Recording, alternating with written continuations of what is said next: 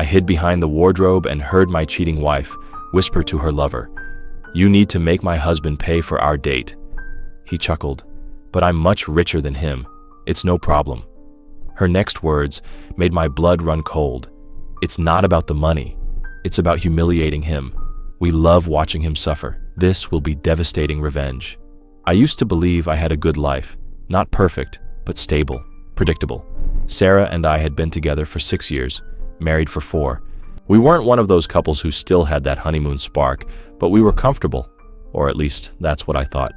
I worked long hours as a senior accountant, and Sarah had her job as a marketing executive. We had a modest but cozy home, a cat named Milo, and a life that seemed ordinary but fulfilling. Lately, though, something had changed. Sarah had started pulling away from me, little by little. At first, I told myself it was stress. She was working late more often, taking mysterious weekend getaways with friends I barely knew, and keeping her phone glued to her hand at all times. Our conversations had become mechanical, like we were just two people sharing a house rather than a married couple. I wanted to believe it was nothing, that I was overthinking. But then one night, everything changed. It started with laughter, not the kind of laugh she shared with me. This was different, low, teasing, almost intimate. I had just finished brushing my teeth when I heard it. It was past midnight, and Sarah had gone to bed earlier, claiming she was exhausted. Curious, I walked toward our bedroom, moving as silently as possible. The door was slightly ajar, and the light from her phone illuminated her face in the dark room. She was on a call. At first, I considered walking in and pretending I didn't hear anything, but something, instinct maybe, told me to stop. So I listened. "You need to make my husband pay for our date," Sarah whispered, a playful edge in her voice. I felt my stomach twist. Pay for what? Then a man chuckled on the other end, his voice deep, confident. "But I'm much richer than him, babe. It's no problem." I clenched my fists. It was worse than I thought. She wasn't just cheating. She was openly discussing money with another man, maybe even letting him provide for her in ways I never had. But it was her next words that shattered my world. "It's not about the money," she said, voice dripping with amusement. "It's about humiliating him. We love watching him suffer. This will be devastating revenge." Time froze. My breath caught in my throat. This wasn't just an affair. This wasn't just some selfish fling. She wanted to break me. The room suddenly felt too small, the walls pressing in. I gripped the doorframe, my nails digging into the wood. I wanted to burst into the room, grab the phone from her hands, demand an explanation. But I didn't. I needed more than an argument. I needed proof. I needed a plan. I barely slept that night, lying beside Sarah, hearing her slow, peaceful breathing. I felt an overwhelming sense of betrayal. It wasn't just that she had cheated, it was the why that haunted me. What had I done to deserve this? Why did she want to humiliate me, of all things? Had I been too predictable? Too boring? Had I stopped making her feel special? Doubt crept in, whispering that maybe I was to blame. But then I remembered her words. "We love watching him suffer." No, this wasn't about me failing as a husband. This was about Sarah's twisted need for power. I had spent years being loyal, loving her unconditionally. Now I saw her for what she truly was, a woman who enjoyed control, who found pleasure in deception. But she wasn't going to win. I was going to turn her game against her. I spent the next few days collecting evidence. I started checking our bank statements, looking for irregularities. Sarah had been careful. No direct hotel charges, nothing suspicious. But then I noticed something strange. Multiple withdrawals of cash, all in large amounts. She wasn't charging their dates to her card. She was using my money to fund them. It was infuriating but also useful. If I played this right, it would work against her. I checked her phone whenever I got the chance, taking screenshots of messages, call logs, even the saved name of the man she was talking to, Oliver. The texts were nauseating, explicit, filled with cruel jokes at my expense. He actually thinks I'm at work late, lol. Poor guy. I made him buy me a necklace today. Too bad he doesn't know who I'm wearing it for. I saved everything. Then I reached out to someone who could help me. Max was a YouTuber who specialized in exposing cheaters. His channel, The Truth Revealed, had millions of subscribers, and he was known for taking down some of the most manipulative people on the internet. I sent him an email with a summary of what was happening. He responded within an hour. "This is insane. I want to help. Send me everything you have." So I did. I sent the screenshots, The recordings, the texts, the video evidence from our home security system, Sarah sneaking out at odd hours, kissing Oliver on our front porch while I was asleep inside. Max was ecstatic. He wanted to make this his biggest video yet. I told him I wasn't just looking for exposure. I wanted Sarah to feel what I had felt, the humiliation, the betrayal. We spent the next few days planning how to release the video at the perfect time. I wasn't just going to confront Sarah. I was going to destroy her entire facade in front of everyone she held dear, and she wouldn't see it coming. 1 week later, the video went live. Title: Exposing a Cheater. Wife secretly plots revenge against her own husband. Caught on tape. The reaction was instant. The video gained hundreds of thousands of views in mere hours. Comments flooded in. People were horrified, disgusted, outraged. This is pure evil. How can someone do this to their own husband? She deserves everything coming to her. Sarah had no idea. She was at work when it dropped, but I was waiting when she came home. The moment Sarah stepped through the front door, I knew she had seen it. She looked at me, her face pale and stiff, her phone clutched tightly in her hand.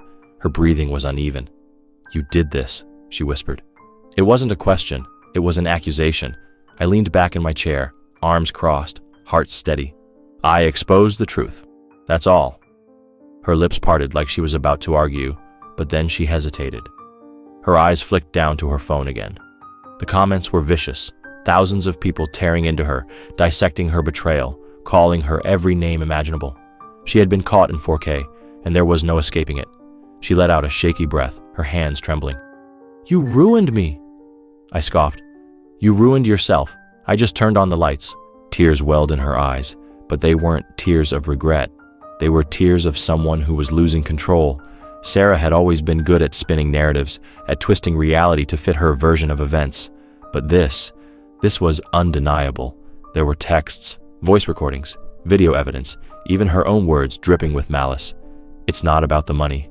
It's about humiliating him. We love watching him suffer.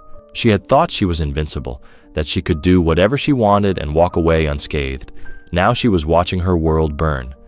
Over the next 48 hours, everything came crashing down around Sarah. Her friends turned against her. The same people she gossiped with, the ones who laughed behind my back, abandoned her. Some sent texts cutting her off entirely. Others blocked her outright. Her family was humiliated. Her younger sister Emily messaged me, horrified. "I don't even know who she is anymore." Even her parents, who had once adored me, called to apologize. Her job was in danger. Sarah had built a professional reputation based on charm and confidence, but the video was everywhere, and people at her office found out. Someone forwarded it to HR.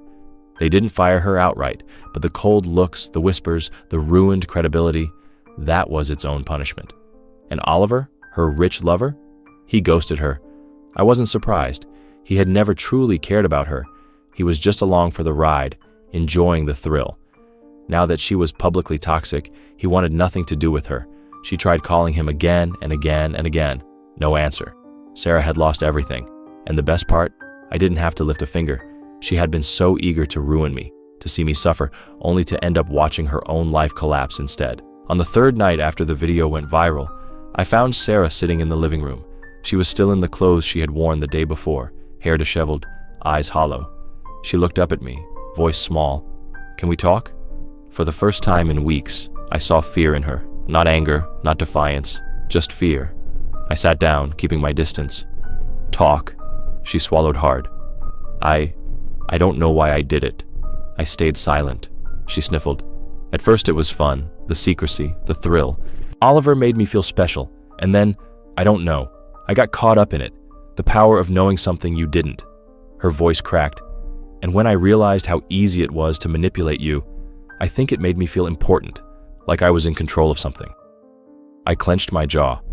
I had spent so many nights wondering why. Now, hearing it, it just confirmed what I had already known. She had never loved me the way I loved her. "Do you even feel guilty?" I asked finally. Tears spilled down her cheeks. "I do, but it's too late, isn't it?" I exhaled slowly. "Yeah, it is." She wiped at her face, nodding. "I don't deserve forgiveness." I studied her. "No, you don't." Sarah looked shattered, and yet, for the first time, I didn't feel broken anymore. I felt free. The next day, I filed for divorce. Sarah didn't fight it. She didn't try to negotiate or manipulate. She just signed the papers, hands shaking, silent tears rolling down her face. When I packed my bags, I could feel her watching me, but I didn't look back. She had made her choice, and I had made mine. I walked out of that house knowing one thing for certain. Revenge wasn't about destroying her. It was about reclaiming myself. Months later, I had rebuilt my life. I got a promotion at work. I poured my energy into my career and started saving for a new future. I reconnected with old friends, people who actually cared about me, who supported me when I needed it the most. I started dating again, slowly, carefully. I had scars, but I wasn't afraid anymore. And Sarah? She faded into the background. She moved to another city, trying to escape the shame. She never remarried, never regained the reputation she once had. Sometimes I wondered if she ever regretted it all, but it didn't matter, because I was finally free. And that was the only revenge I ever truly needed. Revenge isn't always about destruction. It's about taking back control. Karma has a way of coming for those who think they're untouchable. Sometimes the best thing you can do is walk away and let them suffer the weight of their own choices. Sarah had set out to destroy me. Instead, she destroyed herself. And I survived. I thrived. And I never looked back. Was this revenge justified, or did it go too far? Drop your thoughts in the comments below. We want to hear your take. And if you love jaw-dropping pro-revenge stories, make sure to hit that subscribe button and smash the like for more thrilling tales you won't want to miss. Every like, share, and subscription means the world to us. It helps us keep bringing you the stories you crave. Your support truly makes a difference. Thank you so much for being part of our community.